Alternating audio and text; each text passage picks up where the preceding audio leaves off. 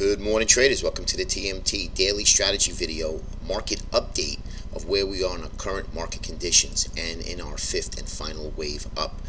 And I want to just send out a quick little video. I did have a couple of emails, actually a few emails stating where are we in this market fractal that I put together a few weeks ago. We did get a little bit of a pullback this week. Very quiet though. The trading was very quiet. If there was any type of gains, they were pretty much at the opening. And then if you're a day trader, this is where the chop, if you will, right up in this area here, you can really get clobbered in your account. So you have to be real careful, and you have to be selective in what you're trading and what you're doing in your entry and exits, because this takes a little bit more thinking than if you're buying something like this, right? If the market just this euphoria of buying back here, it's really simple. You buy it and you try to hold on to it as long as you can. But when you get this sideways consolidation like we've had here many times, I mean, I could just point out how many times we've had consolidation throughout the year. It's been really brutal. And then you just have these little moves. You can see here we've been sideways from July all the way to November election, boom, we went up. And all of this sideways consolidation actually fuels more upside. Why? Well, one being that the shorts come in, they get excited when they see something like this, and then they start shorting the market. Well, once it doesn't work and we break out of these ranges, the short's going to have to cover, which adds more buying pressure to the current market condition. So where do I think we are? I think that we were looking for that little bit of a pullback, which we did get over here. You could see that. We did get a small little doji. We had Russell 2000 rebalancing. That kind of skews the market as well when you have large rebalancing in certain indexes that are one of the leaders. But we did get a little bit of a doji candle here. We'll see if we need to take out Friday's high, and then we could start our ascent higher again. I still think we are in a fifth wave and final wave descent. Our projection at TMT is 2,500 to 2,550. Again, it doesn't have to get there, but it could be anywhere in that area. It could even go higher for that matter.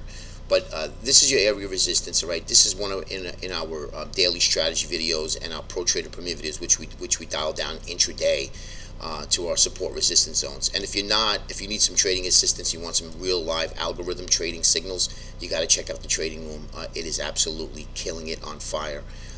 Something that if the market doesn't do anything, it does not do anything. So you take the signals, and sometimes you sit there not doing anything. But when you see a move like this start to happen, it'll produce some real nice signals. Anyway, I want to show you one more chart, and this is our fractal map. Okay.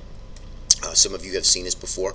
This is actual live historical data from 1927, December 30th, 1927, up until 12/31/32. You can see down here. You notice that the market finally bottomed in 32 once we had the market crash of 29. Now, this is where we are. We had a little bit of a breakdown, and that's why I'm thinking, guys, that this market, we're ready for our fifth and final, well, not ready, we're in our fifth and final leg up. We get the little bit of a pullback that we did here, and then we're going to start to explode higher. And then sometime, if you can look at here, sometime August, right around here, August to October is where I think we get the market sell-off. And that's where I had mentioned many times. Now, it doesn't have to happen. Fractal maps, historical maps, they don't have to be exactly that accurate. It could go into the new year. But if you remember, it did go into the new year, where we had really weakness going into December and January, and then all of a sudden we rallied a little bit, and then we started our descent lower.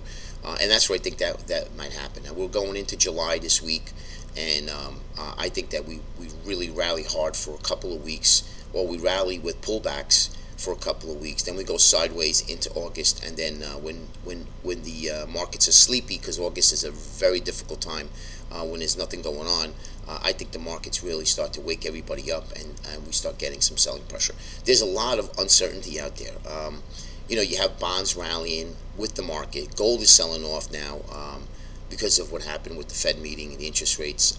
But still, you have bonds and the market rallying. Somebody's wrong, right? There's got to be somebody wrong here. So at one point, if interest rates start to rise again, bonds will start to sell off again. Markets will rise with it, and then we're going to get the market sell-off. So that's really what I'm looking for going into this week.